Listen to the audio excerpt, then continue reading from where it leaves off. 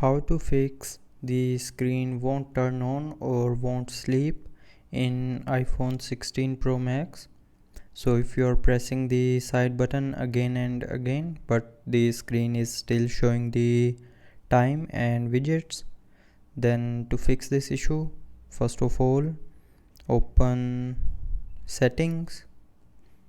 Now in settings, scroll down and here tap on display and brightness. Now in display and brightness, scroll down and tap on always on display, and from here turn off this always on display button.